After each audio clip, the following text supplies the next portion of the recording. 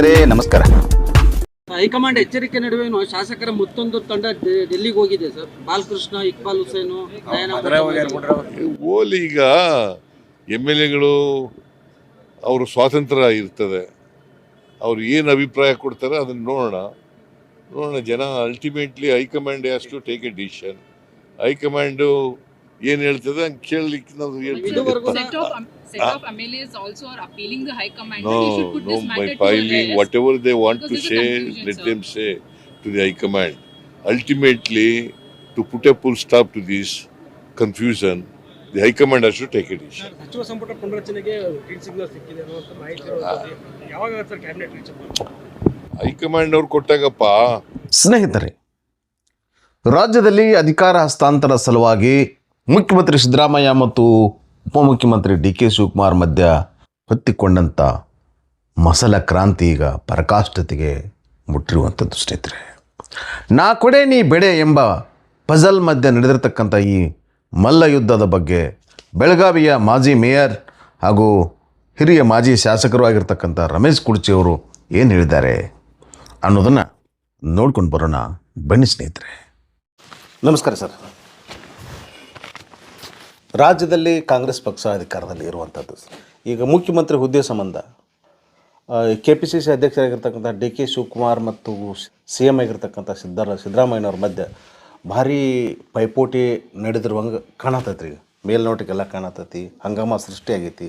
ಈ ಹಿನ್ನೆಲೆ ಒಳಗೆ ತಾವು KPCC ಸದಸ್ಯರು ಇದ್ದೀರಿ, ಮಾಜಿ ಹಿರಿಯ ಶಾಸಕರು ಇದ್ದೀರಿ. ಈ ಹಿನ್ನೆಲೆ ಒಳಗೆ ತಾವು ಹೆಂಗೆ ಅನಾಲಿಸಿಸ್ ಮಾಡ್ತೀರಿ ಇದನ್ನು, ಈ ಪ್ರಸಂಗವನ್ನು? ಸರ್, ನಿಮ್ಮ ಪ್ರಶ್ನೆ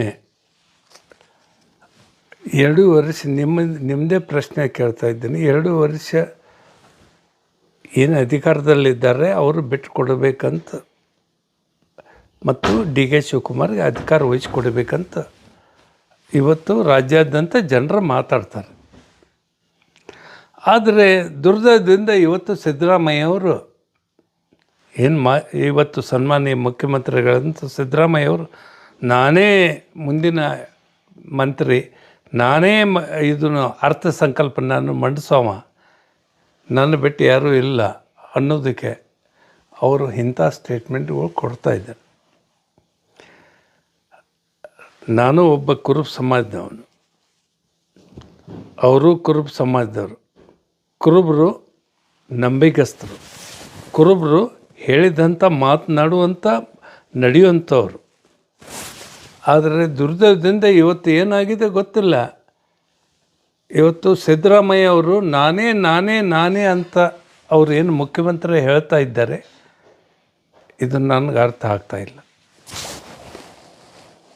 ಇದಕ್ಕೆ ಅನುಗುಣವಾಗಿ ಇವತ್ತು AICCನಲ್ಲಿ ಇಂಥವೆಲ್ಲ ಇದು ನಮ್ಗೆ ಗೊತ್ತಿಲ್ಲ. ಏನು ಎಗ್ರಿಮೆಂಟ್ ಆಗಿದೆ ಅಥವಾ ಏನು ಒಡಂಬಡಿಕೆ ಆಗಿದೆ ಅದು ನಮ್ಗೆ ಗೊತ್ತಿಲ್ಲ. ಆದರೆ DK ಸುರೇಶ್ ಅವರು ಒಂದು ಸ್ಟೇಟ್ಮೆಂಟ್ ಕೊಟ್ಟರು. ಇದೆಲ್ಲ ಆಗಬೇಕಾದ್ರೆ ಸಿದ್ದರಾಮಯ್ಯ ಮುಖ್ಯಮಂತ್ರಿ ತಿರುಗಿ ಆಗಬೇಕಾದ್ರೆ ನಾನೇ ಸಾಕ್ಷಿ ಅಂತ ಹೇಳಿದರು. ಇದರ ಅರ್ಥ ಏನು? ಇದರ ಅರ್ಥ ಏನೇ ಸರ್? ತಮಗೆ ಅರ್ಥ ಆಗ್ತಿದೆ ಅಂದರೆ ಏನಾದರೂ ಎಲ್ಲಾದರೂ ಏನು ಆಗಬೇಕಾಗಿದೆ ಅದನ್ನು ಆಗಬೇಕು ಅನ್ನೋದನ್ನೇ DK ಶಿವಕುಮಾರ್ ಬಿಟ್ಟು ಬಿಡಿ. ಇವತ್ತು ನಾನು ಕೇಳ್ತಾ ಇದ್ದೀನಿ, AICCದವರು ಏನು ಮಾಡ್ತಾ ಇದ್ದಾರೆ? ನಿಮ್ಮ ಮುಂದೆ ಆಗಿದ್ದಿಲ್ಲ ಇದು, ನೀವೇನು ಮಾಡ್ತಾ ಇದ್ದೀರಿ? ನೀವು ಮಾಡಬೇಕಾದಂಥ ಕರ್ತವ್ಯ ನೀವು ಮಾಡಿಲ್ಲದ್ರಿಂದ ಈ ರಾಜ್ಯದಾಗ ಈ ಪರಿಸ್ಥಿತಿ ಬಂದಿದೆ. ಒಂದಾನೊಂದು ಕಾಲದಲ್ಲಿ ನಾನು 2 ಸಲ MLA ಆಗಿದ್ದವನು. ನಾನು ಕೇಳ್ತಾ ಇದ್ದೀನಿ, ನಮ್ಮ ವೇಳೆಯಲ್ಲಿ ಇಂಥದ್ದು ಯಾವುದೂ ಪರಿಸ್ಥಿತಿ ಬಂದಿರಲಿಲ್ಲ. ನಾವು ತಿರುಗಿ ಹೈಕಮಾಂಡಿಗೆ ಕೇಳುವಂಥ ನಮಗೆ ನೈತಿಕ ಅಧಿಕಾರ ಇರಲಿಲ್ಲ ಆ ವೇಳೆಯಲ್ಲಿ. ಏನು ರೀ, ಇವತ್ತು ಬೆಳಗ್ಗೆ ಆದರೆ ದಿಲ್ಲಿಗೆ ಹೋಗ್ತಾರೆ, ಸಾಯಂಕಾಲ ಆದರೆ ದಿಲ್ಲಿಗೆ ಹೋಗ್ತಾರೆ. ನಾವು ಅವ್ರಿಗೆ ಭೇಟೋದು, ಇವ್ರಿಗೆ ಭೇಟೋದು. ಏನು ರೀ ನಡೆದಿದೆ ಇದು? ಅಂದರೆ ಹೈಕಮಾಂಡ್ ಅಂದರೆ ಇಷ್ಟು ತೆಗೆದು ನೋಡಿ ಸ್ವಾಮಿ. ಮೊದಲಿನ ಏನು ಹೈಕಮಾಂಡ್ ಇತ್ತು ಇಲ್ಲಿವರೆಗೆ, ನಾನು MLA ಇರುವವರೆಗೆ ಯಾರು ಏನು ಇದ್ರ ಬಗ್ಗೆ ಮಾತನಾಡ್ತಿರಲಿಲ್ಲ, ಯಾರು ಇದರ ಬಗ್ಗೆ ಹೈಕಮಾಂಡದ ವಿರುದ್ಧವಾಗಿ ಮಾತಾಡಲಿಲ್ಲ. ಇವತ್ತು ಪ್ರತಿಯೊಬ್ಬನು ಎದ್ದು ಎಮ್ ಎಲ್ ಎ ಯಾವ ರಾಜನ್ ಅಂತಾನೆ ಒಂದು ದಿವಸ ನಮ್ಮ ಜಿಲ್ಲಾ ಮಂತ್ರಿಗಳು ಅಂತಾರೆ, ಒಂದು ದಿವಸ ಪರಮೇಶ್ವರ್ ಅಂತಾನೆ. ಏನ್ರಿ ಇದು? ಇದೇ ಈ ಶಿಸ್ತು ಇವತ್ತು AICC ಅದನ್ನು ನೋಡಬೇಕಾದಂಥ ಅವ್ರ ಕರ್ತವ್ಯ, ಅದನ್ನು ಮಾಡಬೇಕಾಗಿದೆ. ಇವತ್ತು ಮುಖ್ಯಮಂತ್ರಿ ಆಗಬೇಕಾದ್ರೆ ಇವತ್ತು ಸಿದ್ದರಾಮಯ್ಯ ಅವರು ಹೇಳ್ತಾರೆ, ನಾನೇ ಮುಖ್ಯಮಂತ್ರಿ, ಮುಂದಿನ ಅರ್ಥ ಸಂಕಲ್ಪ ನಾನೇ ಮಂಡಿಸ್ತೇನೆ. ಯಾರು ಕೊಟ್ಟರು ಇವ್ರಿಗೆ ಅಧಿಕಾರ? ಇಷ್ಟು ಯಾರು ಕೊಟ್ಟರು? ಇವರೆಲ್ಲ ತಾನೇ ಮುಖ್ಯಮಂತ್ರಿ, ತಾನೇ ಇದಾಗಬೇಕಾದ್ರೆ ನಮ್ಮ ಹೈಕಮಾಂಡ್ಗೆ ನಾವೇ ಯಾಕೆ ಕೇಳಬೇಕು? ಆಮೇಲೆ ಹೈಕಮಾಂಡಿಗೆ ಕೇಳಬೇಕಾದ್ರೆ ಇಂಥವ್ರಿಗೆ ನೀವು ಅದಕ್ಕೆ ಅಧಿಕಾರ ಕೊಟ್ಟಿದ್ದೀರಿ, ಬೇಕಾದ ಸ್ಟೇಟ್ಮೆಂಟ್ ಕೊಡಲಿಕ್ಕೆ. ಇಂಥದ್ದು ನೀವು ಕೇಳ್ತಾರೆ ಏನು? ಈ ಥರ ನಿಮ್ಮ ಯಾರು ಮಿನಿಸ್ಟರ್, ನಿಮ್ಮ ಕೃಪೆಯಿಂದ ಆದಂಥ ಮಿನಿಸ್ಟರ್ಗಳು ಬೇಕಾದಂಥ ಸ್ಟೇಟ್ಮೆಂಟ್ ಕೊಡಲಿಕ್ಕೆ ಇದೇ ನಿಮ್ಮದು. ಇದನ್ನೆಲ್ಲ ಸ್ಟಾಪ್ ಆಗಬೇಕಾಗಿದೆ. ನೋಡಿ, ಯಾವ ವೇಳೆಯಲ್ಲಿ ಮಣ್ಣಿನ ಆದಂಥ ವಿಧಾನಸಭಾ ಇಲೆಕ್ಷನ್ದಲ್ಲಿ ಆರಿಸಿ ಬಂದ ನಂತರ ನಾನು ಅಗದಿ ಸ್ಪಷ್ಟವಾಗಿ ಹೇಳ ಬಯಸ್ತೇನೆ, ಯಾರ ನೇತೃತ್ವದಲ್ಲಿ ಇಲೆಕ್ಷನ್ ಆಗ್ತಿದೆ ಅವರೇ ಮುಖ್ಯಮಂತ್ರಿ ಆಗಬೇಕು ಅನ್ನೋದು ಇನ್ನೀವರೆಗೆ ರೂಢಿ ಇದೆ, ಅವರೇ ಹಾಕ್ಕೋತಾ ಬಂದಾರೆ. ಆದರೆ ದುರ್ದೈವದಿಂದ DK ಶಿವಕುಮಾರ್ ಅವರು ಮುಖ್ಯಮಂತ್ರಿ ಆಗಲಿಲ್ಲ. ಮುಖ್ಯಮಂತ್ರಿ ಆಗಬೇಕಾದಂಥವರು ಅವರು ದೊಡ್ಡ ಮನಸ್ಸು ಮಾಡಿ ಸಿದ್ದರಾಮಯ್ಯ ಅವ್ರಿಗೆ ಕೊಟ್ಟರು. ಅವರು ಮಹಾ ದೊಡ್ಡ ತಪ್ಪ. ಅದಕ್ಕೆ ಸಪೋರ್ಟಿಂಗವಾಗಿ ಯಾವ ವೇಳೆದಾಗ AICC ಸಿದ್ದರಾಮಯ್ಯ ಮತ್ತು ಇವರಲ್ಲಿ ಕುಂತಾಗ DK ಸುರೇಶ್ ಅವರು ಆ ವೇಳೆದಾಗ MP ಇದ್ದರು ಸರ್. ಅವರು ಒಂದು ಸ್ಟೇಟ್ಮೆಂಟ್ ಕೊಟ್ಟರು 3-4 ದಿವಸದಿಂದ. ಇದೆಲ್ಲ ಆಗು ಹೋಗೋ ಬಗ್ಗೆ ನಾನೇ ಅದಕ್ಕೆ ಸಾಕ್ಷಿ ಅಂದಿರುವಾಗ ಅವ್ರಿಗೆಲ್ಲ ಗೊತ್ತಿದೆ.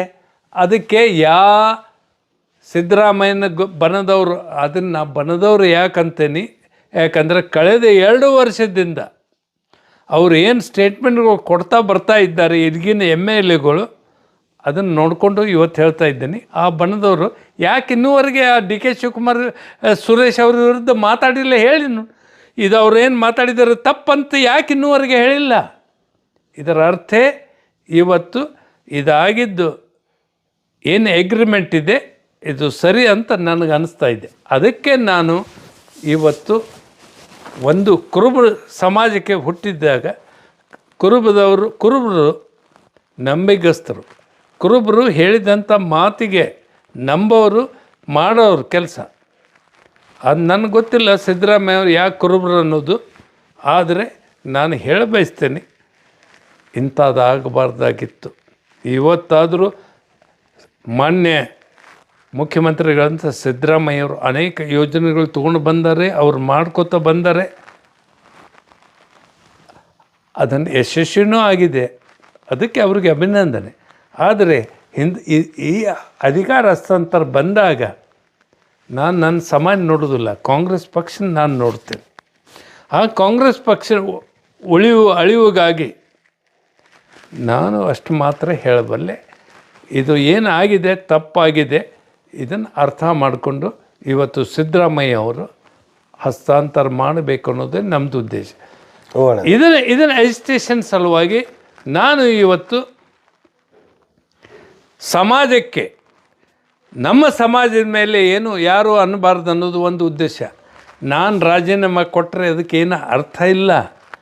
ಆದರೆ ಒಬ್ಬ ಮಾಜಿ ಶಾಸಕನಾಗಿ, ಮಾಜಿ ಮೇಯರ್ ಆಗಿ, ಮಾಜಿ ನಗರ ಸೇವಕನಾಗಿ ಬೆಳಗಾವಿ ನಗರದ ಹಿತದೃಷ್ಟಿಯಿಂದ ಸಮಸ್ತ ಕುರುಬ ಸಮಾಜ ವತಿಯಿಂದ ನನಗನ್ನಿಸ್ತಾ ಇದ್ದೆ ಇದು ಆಗಿದ್ದು ತಪ್ಪಿದೆ. ಇದನ್ನು ಯಾವ ವೇಳೆದಾಗ ಕಾಂಗ್ರೆಸ್ ಪಕ್ಷ ಬೆಳಿಬೇಕಾದ್ರೆ ಎಲ್ಲ ಸಮಾಜದವರು ಇರಬೇಕಾಗ್ತಿದೆ. ಆದರೆ ಸಿದ್ದರಾಮಯ್ಯನವರು ಬಿಟ್ಟು ಕೊಡಬೇಕು DK ಶಿವಕುಮಾರ್ ಅವರಿಗೆ 100% ಬಿಟ್ಟು ಕೊಡಬೇಕು. ಅದಕ್ಕೆ ನಾನು ಅವರು ಬಿಟ್ಟು ಕೊಡಬೇಕನ್ನೋದು ಉದ್ದೇಶದಿಂದ ಇವತ್ತು ನನಗೆ ಕರ್ನಾಟಕ ಪ್ರದೇಶ ಕಾಂಗ್ರೆಸ್ ಕಮಿಟಿ ಏನು ಮೆಂಬರ್ ಮಾಡಿದ್ದಾರೆ, ನಾನು ಕಾಂಗ್ರೆಸ್ ಪಕ್ಷ ರಾಜೀನಾಮೆ ಕೊಡೋದಿಲ್ಲ, ಆದರೆ KPCC ಮೆಂಬರ್ಶಿಪ್ ನಾನು ರಾಜೀನಾಮೆ ಕೊಡ್ತೇನೆ. ಅದನ್ನು ಬೇಕಾದರೆ ಜಿಲ್ಲಾ ಮಂತ್ರಿಗಳು ತಮ್ಮ ಮಂತನಿಗೆ ಅದನ್ನು ಕೊಡಬಹುದು ಅಂತ ನಾನು ಇಷ್ಟ ಹೇಳಿ. ಅಂದರೆ DK ಶಿವಕುಮಾರ್ ಅವರಿಗೆ CM ಸ್ಥಾನವನ್ನು ಬಿಟ್ಟು ಕೊಡಬೇಕಂತೇಳಿ ಆಗ್ರಹಿಸಿ ತಾವು KPCC ಸದಸ್ಯತ್ವ ಸ್ಥಾನಕ್ಕೆ 100% ರೀ. ಯಾಕೆ ಕೊಡಬಾರ್ದು ಹೇಳಿ? ರಾಜೀನಾಮೆ ಕೊಟ್ಟು ಒತ್ತಾಯಿಸ್ತಾ ಇದ್ದೀರಿ. ಯಾರು ಇಲ್ಲಿಂದ ಇವರು ಬಂದವರು 2008ನೇ ಇಸ್ವಿನಲ್ಲಿ ಸ್ವಾಮಿ, 2008ನೇ ಇಸ್ವಿಗೆ ಕಾಂಗ್ರೆಸ್ಸಿಗೆ ಬಂದವರು. ಅದಕ್ಕಿಂತ ಮುಂಚಿತವಾಗಿ ಈ ಕಾಂಗ್ರೆಸ್ಸಿನ ಏಳಿಗೆಗಾಗಿ ದುಡಿದಂಥ DK ಶಿವಕುಮಾರ್ ಅವರು, ಅವರಿಗೆ ಏನು ಮಾಡಬೇಕಾಗಿದೆ ಅದನ್ನು ಮಾಡಬೇಕು ಅನ್ನೋದು ಒಂದು ಉದ್ದೇಶದಿಂದ ನಾನು ನಿಮಗೆ ಇವತ್ತು ಹೇಳ್ತಾ ಇದ್ದೀನಿ. ಒಳ್ಳೆ ಸರ್.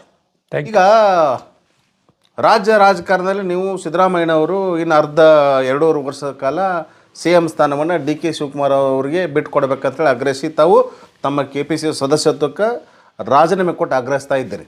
ಓಕೆ, ಆದರೆ ಇದು ಬೆಳಗಾವಿ ಜಿಲ್ಲಾದಾಗ ಏನು ಪರಿಣಾಮ ಬೀರ್ತೈತಿ ಅನ್ನೋದನ್ನು ನೋಡೋದಾದರೆ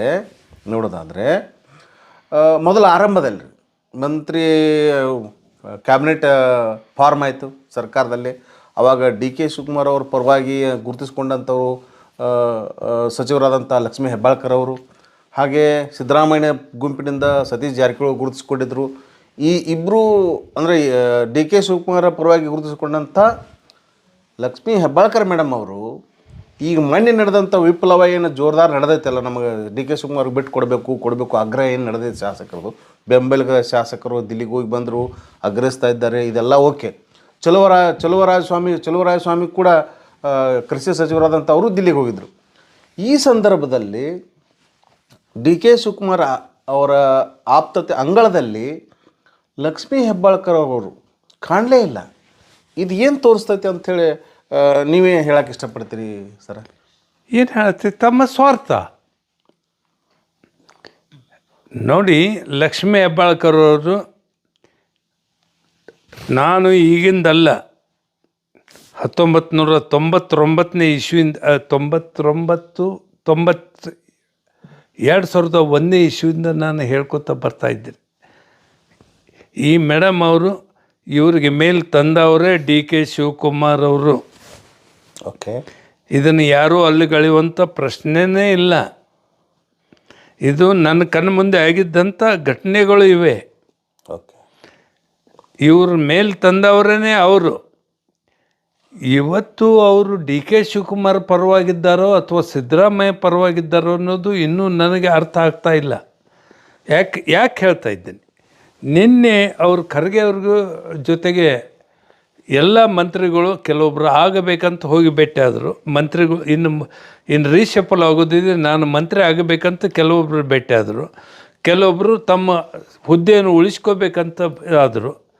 ಆದರೆ ಇವರು ಹೋದರು. ಇವರು ಕೇವಲ ತಮ್ಮ ಡಿಪಾರ್ಟ್ಮೆಂಟ್ನಿಂದ ಯಾವುದೋ ಒಂದು ಫಂಕ್ಷನ್ಗೆ ಕರೀಲಿಕ್ಕೆ ಹೋದರು. ಇವರು ಯಾರು ಪರವಾಗಿದ್ದಾರೆ ಅನ್ನೋದು ಇನ್ನೂವರೆಗೆ ಅದು ಗೂಡು ಇದೆ. ಯಾಕಂದರೆ ರೀ ಇವರು ಆರಂಭದಾಗ ಸತೀಶ್ ಜಾರಕಿಹೊಳಿ ವಿರುದ್ಧ ಅವ್ರ ಅಧಿಕಾರಿಗಳನ್ನ ತರೋದಾಗಲಿ ಜೋರ್ದಾರ್ ಮಾಡಿದರು. ಆ ನಂತರ ಮೊನ್ನೆ ಎಲೆಕ್ಷನ್ ಆಗಲಿ ಸತೀಶ್ ಜಾರಕಿಹೊಳಿ ಹೇಳಿದಂಗೆ ಖಾನಾಪುರದಿಂದ ಅವರು ಸೋದರ MLC ಚಂದ್ರರಾಜ್ ಶೆಟ್ಟಿಗಳು ವಾಪಸ್ ತಗೊಂಡ್ರು. ಆಮೇಲೆ ಅವರೇ ಹೇಳಿದಂಗೆ ಅದರ್ಸ್ ಕ್ಷೇತ್ರದಿಂದ ವಿರೋಧವಾಗಿ ಆಯ್ಕೆ ಆದರು, ಜಾರಕಿಹೊಳಿ ಸಪೋರ್ಟ್ದಿಂದ ಆಯ್ಕೆ ಆದರು. ಇದನ್ನೆಲ್ಲ ನೋಡಿದ್ರೆ ಸ್ವಲ್ಪ ಪಕ್ಷ ಬದಲಿಸಿದ್ದಾರೆ. ಅದನ್ನು ನಾನು ಹೇಳ್ತಾ ಇದ್ದೇನೆ, ನಿಮಗೆ ಮೊದಲೇ ಹೇಳಿದೆ, ಇದು ತಮ್ಮ ಸ್ವಾರ್ಥ ತೋರಿಸ್ತಾ ಇದೆ. ಯಾವ ವೇಳೆದಾಗ ಚಂದ್ರರಾಜ್ ಶೆಟ್ಟಿಯವರು ಖಾನಾಪುರದಿಂದ ಆರಿಸಿ ಬರಬೇಕಾಗಿತ್ತು, ಆ ವೇಳೆದ ಅವ್ರಿಗೆ ಹಿಂತಕ್ಕೋಕೆ ಹಚ್ಚಿದವರೇ ಜಾರಕಿಹೊಳಿ ಕಂಪನಿ. ಯಾವತ್ತು ಮಲಪ್ರಭಾ ಶುಗರ್ ಫ್ಯಾಕ್ಟ್ರಿಯಲ್ಲಿ ಇವರು ಕೈ ಹಾಕಿದರು, ಯಾರು ಲಕ್ಷ್ಮೀ ಹೆಬ್ಬಾಳ್ಕರ್ ಬ್ರದರು, ಇವರು ಎಲ್ಲರೂ ಕೂಡ್ಕೊಂಡು ಏನು ಕೈ ಹಾಕಿದರು, ಆ ವಲಯದಲ್ಲಿ ಜಾರಕಿಹೊಳಿ ಆ ಥರ ಕೈ ಹಾಕಲಿಲ್ಲ. ಇದರ ಅರ್ಥ ಏನು ಸರ್? ಅಂದರೆ ಏನು, ನೀವು ಒಂದು ಕಡೆ ನಾನು DK ಶಿವಕುಮಾರ, ಒಂದು ಕಡೆ ಸಿದ್ದರಾಮಯ್ಯ, ಒಂದು ಕಡೆ ಸತೀಶ್ ಜಾರಕಿಹೊಳಿನ, ಇದೇ ನಿಮ್ಮ ರಾಜಕಾರಣ? ಅಂದ್ರೆ ಅಡ್ಜಸ್ಟ್ಮೆಂಟ್ ರಾಜಕಾರಣ ಆಗೈತಿ ಅಂದ್ರೆ ಈಗೆಲ್ಲ ಚೇಂಜ್ ಆಗಿಬಿಟ್ಟೈತಿ ಅಂತೀರಿ ನೀವೆಲ್ಲ? 100% ಸರ್. ಒಳ್ಳೆ ಸರ್. ನನಗೆ ಇದಿಷ್ಟೇ ಬೇಕಾಗಿತ್ತು. ನೀವು ವಿರೋಧ ಮಾಡಬೇಕಾಗಿದ್ರೆ ನಿಮ್ಮ ವಿರೋಧ ಅವರು ನೀವು ಹೇಳಿದ ಹಾಗೆ ಈಗೇನು ನೀವು ಮೊದಲು ಉದಾಹರಣೆ ಕೊಟ್ಟರೆ ಅದನ್ನು ಹೇಳಬೇಕಾಗಿದ್ದರೆ ಎಲ್ಲ ಕಡೆ ವಿರೋಧ ಮಾಡಬೇಕಾಗಿತ್ತು. ನಾನು ಕೇಳ್ತೇನೆ ರೀ, ಚಂದ್ರರಾಜ್ ಹಟ್ಟಿಯವರು ಯಾವ ಬೇಸ್ ಮೇಲೆ ಖಾನಾಪುರದಿಂದ ಅವರು ನಾಮಿನೇಷನ್ ಹಿಂತಕ್ಕೊಂಡ್ರು ಅದನ್ನರೇ ಹೇಳ್ರಿ. ಅದನ್ನು ಯಾರಿಗೆ ಏನು ಗೊತ್ತಿದೆಯಾ ಅಥವಾ ತಮಗೆ ಗೊತ್ತಿದೆಯಾ? ಯಾಕೆ ಹಿಂತಕೊಂಡ್ರು ಅದು? ಅದನ್ನು ನಾನು ಅನ್ನೋದಕ್ಕಿಂತ ನೀವು ಒಂದು ಪತ್ರಕರ್ತರಾಗಿ ನೀವು ಅದನ್ನು ಇನ್ವೆಸ್ಟಿಗೇಟ್ ಮಾಡಿ ಸರ್. ಅವರು ಅಲ್ಲಿ ಹಿಂತಕ್ಕೊಂಡ್ರು. ಇಲ್ಲೇ DCC ಬ್ಯಾಂಕ್ನಲ್ಲಿ ಕಾಂಗ್ರೆಸ್ ಮೆಜಾರಿಟಿ ಇರುವಾಗ ಆ ವೇಳೆಯಲ್ಲಿ ಜೊಲ್ಲೆಯವ್ರನ್ನ ಮಾಡಲಿಕ್ಕೆ ಚಂದ್ರರಾಜ್ ಹಟ್ಟಿಯವರು ಹೇಗೆ ಒಪ್ಪಿದ್ರಿ ಸರ್? ಹೀಗೆ ಕಾಂಗ್ರೆಸ್ದವರಾಗಿ. ಹಾಂ, ಇಷ್ಟೇ ನನ್ನ ಪ್ರಶ್ನೆ. ಇದು ಒಂದು ರೀತಿಯಿಂದ ಅನಿಸ್ತಾ ಇದ್ದಾರೆ. ಏನಂದರೆ ಸರ್, ಕಳೆದ ಸಾರಿ ರಮೇಶ್ ಕತ್ತಿ ಅವ್ರನ್ನ ಅಧಿಕಾರನ ಕೆಳಗೆ ಇಳಿಸಿದ ಕೂಡಲೇ ಅವಾಗ ಏನಂದ್ರು, ರಾಜ್ಯದಲ್ಲಿ ಕಾಂಗ್ರೆಸ್ ಸರ್ಕಾರದಿಂದ ನಾವು ಕಾಂಗ್ರೆಸ್ ಪಕ್ಷದವ್ರನ್ನ ಮಾಡಿದ್ದೀವಿ ಅಂತೇಳಿ ತೋರಿಸ್ಬೇಕಾಗ್ತೈತಿ. ಆ ಕಾರಣಕ್ಕಾಗಿ ಅಪ್ಪಾಸಾಹೇಬ್ ಕುಲಗೋಡಿ ಅವ್ರನ್ನ ಕಾಂಗ್ರೆಸ್ ಪಕ್ಷದವ್ರು ಅದ ಅಂತೇಳಿ ಮಾಡಿದ್ದೀವಿ ಅಂತ ಹೇಳಿದ್ರು ಅವರು. ಈ ಸಾರಿ BJP ಅವ್ರು ಒಮ್ಮೆ ಮಾಡಿಬಿಟ್ರು, ಕಾಂಗ್ರೆಸ್ ಸರ್ಕಾರ ಅಧಿಕಾರದಾಗೈತಲ್ಲ. ಅದಕ್ಕೆ ಕೇಳ್ತಾ ಇದ್ದೇನೆ, ಬೆಳಗಾವಿ ಜಿಲ್ಲೆಯಲ್ಲಿ ಎಲ್ಲಿದೆ ಕಾಂಗ್ರೆಸ್ಸು, ಎಲ್ಲಿದೆ BJP, ಎಲ್ಲಿದೆ ಜನತಾದಳು? ನನ್ನ ಪ್ರಶ್ನೆ ನಿಮಗೆ ನಾನು ಕೇಳ್ತಾ ಇದ್ದೀನಿ. ಏನೈತೆ ಅಂತೀರಿ ಹಂಗಾರ? ಕುಟುಂಬ ರಾಜಕಾರಣ. ಜಾರಕಿಹೊಳಿ ರಾಜಕಾರಣ. ನೀವು ಈ ಕಡೆ ನೋಡ್ಕೊಳ್ರಿ, ನಾವು ನಮ್ದು ನೋಡ್ಕೋತೀವಿ. ಬಾಕಿದವರು ಎಲ್ಲ ಬೆಳಗಾವಿ ಜಿಲ್ಲೆಯ ಜನರು ಅವರೆಲ್ಲ ಹೋಗಲಿ, ನಾವು ನೋಡ್ಕೊಂಡು ಇದೇ ರಾಜಕಾರಣ ಸರ್. ಒಳ್ಳೆಯದು. ಅಂದ್ರೆ ಇವರು ಯಾರು ಕಾರ್ಯಕರ್ತರು ನೋಡ್ತಾ ಇಲ್ಲ, ಕಾಂಗ್ರೆಸ್ ಪಕ್ಷವನ್ನು ಎಲ್ಲಿದ್ದಾರೆ ಕಾರ್ಯಕರ್ತರು? ಇವ್ರ ಕೈಯಾಗ ಹಣ ಇದೆ, ಅವ್ರ ಕೈಯಾಗೂ ಹಣ ಇದೆ. ಹೇಗೆ ಹಣ ಕೊಟ್ಟರೆ ಏನು ಕಾರ್ಯಕರ್ತರು ಬರ್ತಾ ಇದ್ದಾರಲ್ಲ, ಒಂದು ದಿವಸ ಗೊತ್ತಾಗ್ತಿದೆ ಇಬ್ಬರಿಗೂ. ಈ ಹಣದಿಂದ ಎಲ್ಲ ನಾನು ಗೆಲ್ತೇನೆ, ನಾನು ಎಲ್ಲ ಮಾಡ್ತೀನಿ ಅನ್ನೋದು ಭಾಳ ದೊಡ್ಡ ತಪ್ಪು. ಹಂಗಿದ್ರೆ ಟಾಟಾ ಬಿರ್ಲಾ ಎಲ್ಲರೂ ಹಣದ ಮ್ಯಾಗ ಅವರೇ ಇರ್ತಿದ್ರು, ಅವರೇ ಪ್ರೈಮ್ ಮಿನಿಸ್ಟರು, ಅವರೇ ಹೋಮ್ ಮಿನಿಸ್ಟ್ರು, ಅವರೇ ಫೈನಾನ್ಸ್ ಮಿನಿಸ್ಟರ್ ಆಗ್ತಿದ್ರು. ಹಾಗಿರೋದಿಲ್ಲ ಸರ್. ಇವರು ಏನು ತಮ್ಮ ಗರ್ವ ಏನಿದೆ ಹಣದ ಮೇಲೆ, ನಾನು ಕೇಳ್ತೇನೆ, ಇವರು ಪೂರ್ವ ಪರಿಚಯ ತೆಗೆದುಕೊಳ್ಳಿ ಸ್ವಾಮಿ. ನೀವು ಒಂದು ಪತ್ರಕರ್ತರು, ಎಲ್ಲ ಫ್ಯಾಮ್ಲಿದು ತೆಗೆದುಕೊಳ್ಳಿ ಹಿಂದಿನ ಪರಿಚಯ. ಇವರು ಎಷ್ಟು ಫೈನಾನ್ಷಿಯಲಿ ಸೌಂಡ್ ಇದ್ರು ಅನ್ನೋದು ನಿಮ್ಗೆ ಅರ್ಥ ಆಗ್ತದೆ. ಒಮ್ಮೆ ದುಡ್ಡು ಹೇಗೆ ಬರ್ತದು ಅದನ್ನ ನೀವು ತೆಗೆದುಕೊಳ್ಳಿ, ನಿಮಗೆ ಬಿಟ್ಟಿದ್ದದು. ಒಳ್ಳೆ ಸರ್. ರಾಜ್ಯದಲ್ಲಿ ಅತಿ ದೊಡ್ಡ ಜಿಲ್ಲೆ ಆಗಿರ್ತಕ್ಕಂಥ ಬೆಳಗಾವಿ ಜಿಲ್ಲೆ ಸರ್, ರಾಜ್ಯದಲ್ಲಿ ಭಾಳ ದೊಡ್ಡದಾದಂಥ ಜಿಲ್ಲೆ ಇರಲಿ. ಇಲ್ಲಿ ಭಾಳಷ್ಟು ಜನ ಕುರುಬ ಸಮಾಜ ಕೂಡ ಸಾಕಷ್ಟು ಸಂಖ್ಯೆಯಲ್ಲಿ ಇರುವಂಥದ್ದು. ಕಳೆದ MLA ಎಲೆಕ್ಷನ್, ಶಾಸಕ ವಿಧಾನಸಭಾ ಎಲೆಕ್ಷನ್ ಆದಾಗಿದ್ದರಿಂದ, ಆಮೇಲೆ ಲೋಕಸಭಾ ಚುನಾವಣೆ ಆದ ನಂತರ, DCC ಬ್ಯಾಂಕ್ ಆದ ನಂತರ ಕುರುಬ ಸಮಾಜಕ್ಕೆ ಪ್ರಾತಿನಿಧ್ಯ ಸಿಕ್ಕಿಲ್ಲ ಅಂಥೇಳಿ ಅನ್ನೋದು ಅಭಿಪ್ರಾಯ, ಸಾರ್ವಜನಿಕ ಅಭಿಪ್ರಾಯ. ಈ ಬಗ್ಗೆ ತಾವೇನು ಹೇಳ್ತೀರಿ? ಮತ್ತು ಎಷ್ಟರ ಸಮಾಜ ಐತಿ ನಿಮ್ಮ ಜಿಲ್ಲಾದಾಗ? 18 ಕ್ಷೇತ್ರ ಬರ್ತಾವ್ರಿ ಬೆಳಗಾವಿ ಜಿಲ್ಲೆಯಲ್ಲಿ. ಓಕೆ. ಬೆಳಗಾವಿ ಜಿಲ್ಲೆಯಲ್ಲಿ ಅದನ್ನು ಸಬಾರ್ಡಿನೇಟ್ ಮಾಡಿದರೆ 20 ಆಗ್ತವೆ. ಕಿತ್ತೂರು ಮತ್ತು ಖಾನಾಪುರ ಹಿಡಿದು 20 ಕ್ಷೇತ್ರಗಳು ಬರುವಾಗ ಇದನ್ನೆಲ್ಲ ಬೆಳಗಾವಿಗೆ ಸಂಬಂಧನೇ. ಕಿತ್ತೂರು ಮತ್ತು ಖಾನಾಪುರ ಇದು ಕಾರವಾರ ಕ್ಷೇತ್ರಕ್ಕೆ ಹೋಗಿದ್ದರಿಂದ ಇದು 18 ಅಷ್ಟೇ ಅಂತ ನೀವು ತಿಳ್ಕೊಬೇಡಿ. ಬಟ್ ಬೆಳಗಾವಿ ರಾಜಕಾರಣ 20 ಕ್ಷೇತ್ರಕ್ಕೆ ಸೀಮಿತವಾಗಿದೆ. ಆದರೆ ಏನಾಗಬೇಕಾಗಿದೆ, ಎಲ್ಲಿದೆ, ಏನು ಮಾಡಬೇಕಾಗಿದೆ ಅದನ್ನು ಮಾಡ್ತಾ ಇಲ್ಲ. ಕುರುಬ ಸಮಾಜಕ್ಕೆ ಪ್ರಾತಿನಿಧ್ಯ ಕೊಡ್ತಾ ಇಲ್ಲಲ್ರಿ. ಇದಕ್ಕೆ ನಿಮಗೆ ಕುರುಬ ಸಮಾಜಕ್ಕೆ ನಾನು ಅದನ್ನೇ ಹೇಳ್ತಾ ಇದ್ದೀನಿ ಸರ್. ಇವು 18 ಕ್ಷೇತ್ರ, ಅದು ಕಿತ್ತೂರು ಮತ್ತು ಖಾನಾಪುರ ಹಿಡಿದ್ರೆ 20 ಕ್ಷೇತ್ರ ಆಗ್ತವೆ. 2 ಕ್ಷೇತ್ರ ಕಾರವಾರಕ್ಕೆ ಹೋಗ್ತಿದೆ. 18 ಕ್ಷೇತ್ರ ಇವನ್ನೆಲ್ಲ ನೀವು ಕ್ಯಾಲ್ಕುಲೇಷನ್ ಮಾಡಿದರೆ ಆಫ್ಟರ್ ಲಿಂಗಾಯತ್ ಕುರುಬ ಸಮಾಜನೇ 2ನೇ ಸ್ಥಾನದಲ್ಲಿರು.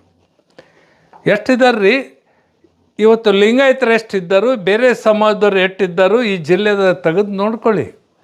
ಎಲ್ಲಿದಾರ್ರಿ ನಮ್ಮವರು? ಒಂದು MLA ತೋರಿಸ್ರಿ ಜಿಲ್ಲಾದಾಗ ಒಟ್ಟು ಜಿಲ್ಲಾದಾಗ. ಹೌದು. ಮತ್ತು ಇವರು ಅಹಿಂದ ಅಂತಾರೆ. ಎಲ್ಲೈತ್ರಿ ಅಹಿಂದ? ಅಹಿಂದ ಇವರು ಮನೆಗೇನು ಲಾಕ್ ಮಾಡಿ ಇಟ್ಟಿದ್ದಾರೆ ಅದನ್ನು? ಅವಾಗೂ ಹೇಳಿದ್ರು ಸಾರ್ವಜನಿಕ ಫಂಕ್ಷನ್ದಾಗ ಕುರುಬ ಸಮಾಜಕ್ಕೆ ನಾವು ಕೊಡ್ತೀವಿ, ಒಂದು ಸೀಟ್ ಕೊಡ್ತೀವಿ ಅಂತಂದಿರ್ಲು. ಎಲ್ಲೈತೆ ಅದನ್ನೇ ಕೇಳ್ತಾ ಇದ್ದೇನೆ ಸ್ವಾಮಿ ನಿಮಗೆ. ಆಮೇಲೆ DCC ಬ್ಯಾಂಕ್ದಾಗೂ ಡೈರೆಕ್ಟರ್ಶಿಪ್ ಒಂದು ಕುರುಬ ಮೂರಿದ್ದು ಸ್ವಾಮಿ. DCC ಬ್ಯಾಂಕ್ನಲ್ಲಿ ಈ ಇಲೆಕ್ಷನ್ ಆಗೋಕ್ಕಿಂತ ಮುಂಚೆ 3 ಡೈರೆಕ್ಟರ್ಸ್ ಇದ್ದರು. ನಾವು ನಮ್ಗೆ ಕೇಳ್ತಾ ಇಲ್ಲ. ಏನಿದ್ರು ಅದ್ರಾಗ ಒಬ್ಬರನ್ನಾದ್ರೆ ತೊಗೋಬೇಕಾಗಿತ್ತಲ್ಲ ನೀವು. 3 ಕುರುಬ್ರಂತ ಹೊರಗೆ ತೆಗೆದ್ರಿ. ಮತ್ತು ನೀವು ಕುರುಬರಿಗೆ ನಾವು ನ್ಯಾಯ ಕೊಡ್ತೇವೆ, ನಾವು ಮತ್ತೆ ಅಹಿಂದದ ಬಗ್ಗೆ ಮಾತಾಡ್ತೀವಿ ಅಂತೀರಿ. ಎಲ್ಲಿದೆ ನಿಮ್ಮದು? ಎಲ್ಲಿದ್ದಾರೆ ನಿಮ್ಮ ಸಿದ್ದರಾಮಯ್ಯ? ಎಲ್ಲಿದ್ದಾರೆ ನಿಮ್ಮ ಜಿಲ್ಲಾ ಮಂತ್ರಿಗಳು? ಇದೇ ಅಹಿಂದನ? ನಾನು ಕೇಳ್ತೇನೆ ಸ್ವಾಮಿ, ಯಾರು ನೀವು ಚೇಲ ಅಂತೀರಿ, ಯಾರಿಗೆ ಮುಖ್ಯಮಂತ್ರಿ ಮಾಡ್ತೇನೆ ಅಂತೀರಿ, ಅಹಿಂದ ಸ್ಥಾಪಿಸಿದಂಥ ಸನ್ಮಾನೀಯ ಮುಖ್ಯಮಂತ್ರಿಗಳಂತ ಸಿದ್ದರಾಮಯ್ಯ ಅವರು. ಇದೇ ಅಹಿಂದ ನಿಮಗೆ ಕಳಿಸಿಕೊಟ್ಟಿದ್ದಾರೆ. ಎಲ್ಲಿದ್ದಾರೆ ಮುಸಲ್ಮಾನರು? ಎಲ್ಲಿದ್ದಾರೆ ಕುರುಬರು? ಎಲ್ಲಿದ್ದಾರೆ OBC ಜನರು? ನೀವು ಅಂದರೆ ನಿಮ್ಮ ಫ್ಯಾಮ್ಲಿ ಅಂದರೆ ಇದೇ ಅಹಿಂದನ?